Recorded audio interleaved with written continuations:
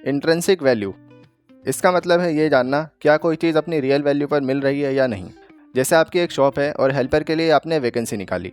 Normally आपकी market में helper की सैलरी है 15 से 16 हज़ार रुपये महीना। एक कैंडिडेट आकर कहता है मैं इस काम के लूँगा 30 हज़ार रुपये। आप जानते हैं कि उस काम की एक्चुअल सैलरी कितनी है, इसलिए उसे हायर नहीं करते और दूसरा कैंडिडेट ढूंढते हैं। यही तरीका स्टॉक मार्केट में अप्लाई होता है स्टॉक्स की इंट्रिंसिक वैल्यू फाइंड करने के लिए। तो स्टॉक मार्केट के रेफरेंस में इंट्रिंसिक वैल्यू क्या होती है, कैसे जाने किसी कंपनी की एक्चुअल वैल्यू क्या है, ये मैं आपको इस वीडियो में बताऊंगा बहुत ही सिंपल तरीके से। सेकंड लास्ट मेथड को समझ गए तो किसी भी कंपनी की वैल्यू कैलकुलेट करना आपके लिए बाएं हाथ का खेल हो जाएगा। Importance of intrinsic value. अरे आरिफ भाई सिंपल तो है, न्यूज़ में जो स्टॉक देखो उसमें इन्वेस्ट करो और 21 दिन में पैसा डबल।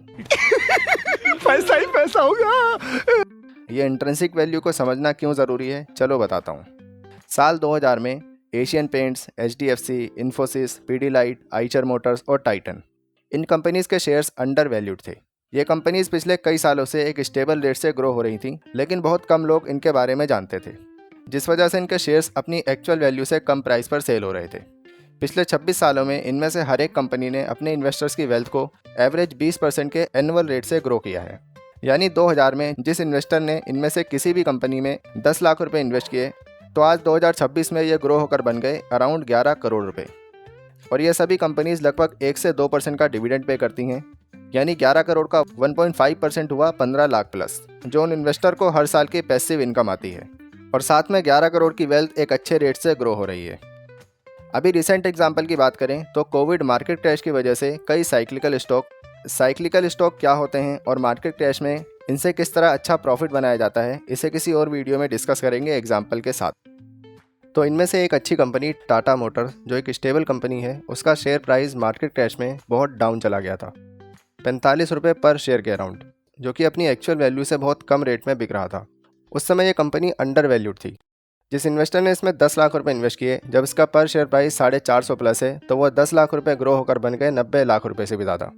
वहीं दूसरी तरफ बात करें सुज़लोन एनर्जी की, तो 2007 में ये एक ओवर वैल्यूड स्टॉक था।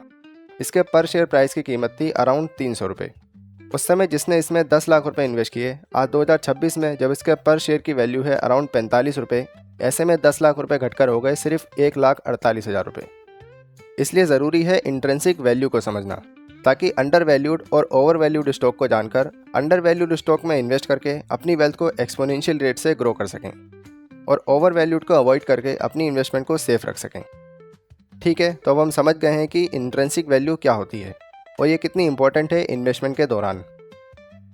अब मेन टॉपिक की तरफ बढ़ते हैं, इसे कैलकुलेट कैसे करें, कैसे जानें कि कोई कंपनी सही वैल्यू पर मिल रही है या नहीं।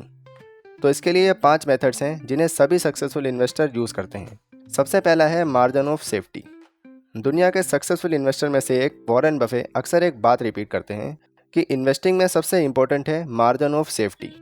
जब आप किसी कंपनी के स्टॉक को उसकी एक्चुअल वैल्यू से सस्ते में खरीदते हैं, तो एक स्पेस फॉर एरर रहता है कि अगर किसी स्टॉक की एक्चुअल वैल्यू फाइंड करने में गलती हो जाए तो उसके नुकसान को आसानी से कवर कर सकें।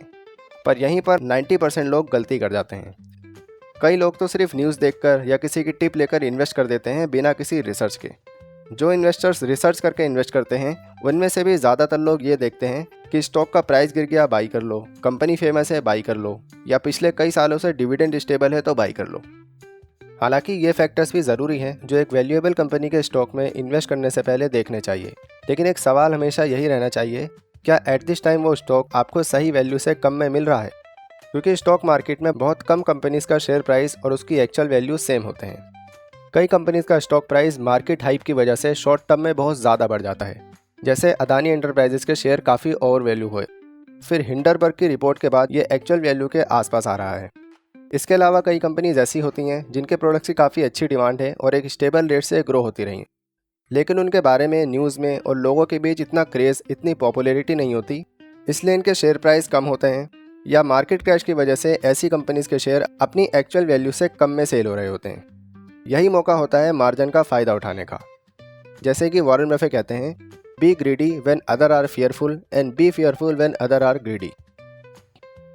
अगला है एनालिसिस बिजनेस क्वालिटी। जुबैर की 50 साल पुरानी बुक शॉप है, लोकेशन अच्छी है, अच्छे खासे कस्टमर्स हैं और प्रॉफिट भी कई सालों से एक स्टेबल रेट से बढ़ रहा है। जुबैर ने करीब 20 साल लगाकर बुक शॉप को इस मुकाम पर पहुंचाया। अब वो दूसरे शहर में शिफ्ट हो रहा है, इसलिए अपने इस बिजनेस को सेल करना चाहता है। वसीम पिछले 10 साल से इस शॉप से बुक्स परचेज कर रहा है और उसने भी नोटिस किया कि हाँ, टाइम के साथ वो शॉप काफ़ी अच्छी ग्रो हुई है, इसलिए वसीम इसे खरीदने का डिसीजन लेता है। वसीम एक मैच्योर इन्वेस्टर है, इसलिए वो शॉप की डेली कितनी सेल परचेज हो रही है सिर्फ इसे देखने के बजाय ओवरऑल बिजनेस पर नज़र डालता है कि पिछले 10 सालों में क्या इसकी सेल्स एक स्टेबल रेट से ग्रो हुई है, क्या शॉप ने इस पीरियड ऑफ टाइम में प्रॉफिट कमाया है, क्या इनके पुराने कस्टमर्स आज तक इनके पास आते हैं और समय के साथ नए कस्टमर्स बढ़ रहे हैं, और सबसे ज़रूरी चीज़, क्या आने वाले 10-15 सालों में ये बुक शॉप इसी तरह एटलीस्ट इसी रेट से ग्रो करती रहेगी जितनी पिछले 10 सालों में हुई। इसी तरह स्टॉक मार्केट में पहले उस बिज़नेस की क्वालिटी को एनालिसिस करना ज़रूरी है जिसमें आप इन्वेस्ट करना चाहते हैं। बिज़नेस क्वालिटी को समझने के बाद ज़रूरी है उसके फाइनेंसिस को समझना। अब थोड़ा सा नंबर्स की तरफ आते हैं। बैलेंस शीट चेक करते टाइम आप ये देखते हैं कि शॉप का एनुअल नेट प्रॉफिट है 10 लाख रुपए। ये नेट प्रॉफिट फ्रॉम ऑपरेशंस है, मतलब एक फाइनेंशियल ईयर में शॉप की अर्निंग और उसमें से एक्सपेंसेस हटाकर इतना प्रॉफिट कैश में शॉप के पास बचता है। As a smart investor Waseem का एम है इस बिज़नेस से एटलीस्ट 14% एनुअल रिटर्न कमाना। अब वसीम के लिए ये समझना ज़रूरी है कि इस शॉप की एक्चुअल वैल्यू क्या है, कितने रुपए में इसे ख़रीदा जाए ताकि एनुअली कम से कम 14% रेट की इन्वेस्टेड कैपिटल ग्रो होती रहे। वसीम सिंपल से फॉर्मूले के साथ इसे कैलकुलेट करता है। Intrinsic value is equal to annual profit divide by required rate of return. साल का प्रॉफिट है 10 लाख रुपए और वसीम का रिक्वायर्ड रेट ऑफ रिटर्न है 14%। यानी अगर वसीम इस शॉप को 71 लाख के आसपास खरीदता है तो उसे अप्रोक्स 14% का एनुअल रिटर्न ईजिली मिल जाएगा। इससे ज़्यादा में खरीदेगा तो रिटर्न कम हो जाएगा और इससे कम में खरीदता है तो रिटर्न और भी बेटर रहेगा। साल के 10 लाख रुपए का प्रॉफिट आज बहुत अच्छा है, लेकिन आने वाले टाइम में भी अगर ये सेम रहता है तो वसीम को कोई खास फ़ायदा नहीं होने वाला। लेकिन कैसे, आइए समझते हैं। टाइम के साथ पैसे की वैल्यू कम हो जाती है। एक छोटे से क्वेश्चन का आंसर दीजिए, 10,000 रुपये आज लेना चाहेंगे या नेक्स्ट ईयर? मैं होता तो आज ही लेता, क्योंकि अगर 10,000 रुपये आज मिलते हैं और हम इसे सिंपल से एफडी में भी इन्वेस्ट करते हैं जिसमें आराम से 6% का रिटर्न मिलता है, तो अगले साल ये ग्रो हो जाते हैं 10,600 में। लेकिन अगर यही 10,000 रुपये नेक्स्ट ईयर मिलेंगे तो एक साल का अपॉर्चुनिटी लॉस हो जाएगा। इसलिए फ्यूचर का पैसा आज के पैसों के बराबर नहीं होता, उसकी वैल्यू थोड़ी कम होती है। जैसे 1975 में 100 रुपये में एक मिडिल क्लास फैमिली के पूरे महीने का राशन आ जाता था, लेकिन आज एक दिन का भी नहीं आता, क्योंकि 100 रुपये की वैल्यू आज कम है। इसलिए जब हम किसी कंपनी की वैल्यूएशन डिसाइड करते हैं तो प्रेजेंट में उसकी अर्निंग देखने के साथ फ्यूचर में उस अमाउंट की एक्चुअल वैल्यू को भी देखना ज़रूरी है जो उससे कमाएंगे। इसके लिए फ्यूचर कैश फ्लो को आज की वैल्यू में कन्वर्ट करना ज़रूरी है। कैसे करते हैं, आइए एग्जाम्पल से समझते हैं। यहाँ 2 चीज़ें ध्यान रखनी चाहिए। सबसे पहले इन्वेस्टमेंट कितने % के रेट से एनुअली ग्रो हो रहा है, और दूसरा इन्फ्लेशन, जो कि इंडिया में अराउंड 7% है। यानी ऑन एन एवरेज इंडिया में मोस्टली चीज़ें हर साल 7% महंगी हो जाती हैं। बुक शॉप का प्रॉफिट आज 10 लाख रुपए है, जो कि आज के अकॉर्डिंग अच्छा है, 14% एनुअली। अगर आगे भी ये हर साल 10 लाख रुपए का ही प्रॉफिट रहता है तो एक्चुअल में इसकी वैल्यू आने वाले टाइम में बहुत कम होगी और एक टाइम के पास 0 के आसपास हो जाएगी। यानी अमाउंट में 10 लाख ही आ रहे होंगे, लेकिन महंगाई की वजह से उसकी वैल्यू बहुत कम हो जाएगी। वहीं दूसरी तरफ अगर इसका प्रॉफिट 14% के रेट से हर साल ग्रो होता है, इन्फ्लेशन 7% है, तो ऐसे में इन्फ्लेशन एडजस्टेड प्रॉफिट 7% हर साल बढ़ता रहेगा और इसी सेम पीरियड में यह ग्रो होकर इतना बन जाएगा आज के अकॉर्डिंग। तो डिस्काउंटिंग का सिंपल तरीका यही है कि आप जिस कंपनी में इन्वेस्ट कर रहे हैं उसका rate of return inflation rate से ज़्यादा होना चाहिए। अब सबसे इम्पोर्टेंट मेथड है पीई रेशो। पीई रेशो ऐसा नंबर है जिससे हमें यह पता चलता है कि 1 रुपये कमाने के लिए हमें कितने रुपए एडवांस में पे करने होंगे। इसे कैलकुलेट करने का सिंपल फॉर्मूला है PE ratio is equal to price divide by earning. जैसे बुक शॉप का प्राइस है 71 लाख और अर्निंग है 10 लाख, तो इसका पीई रेशो हुआ 7.1 का। मतलब आपका इन्वेस्टेड किया हुआ पैसा लगभग 7 साल 1 महीने में रिटर्न मिलेगा। आप हर 1 रुपये कमाने के लिए 7 रुपये 1 पैसा एडवांस में पे कर रहे हैं। अब कंपनी का ओनर आपका 71 लाख के ऑफर को रिजेक्ट कर देता है और कहता है कि उसने बहुत मेहनत करके इस कंपनी को बनाया है, तो ऐसे में आपको अपना रिक्वायर्ड रेट ऑफ रिटर्न कम करना होगा।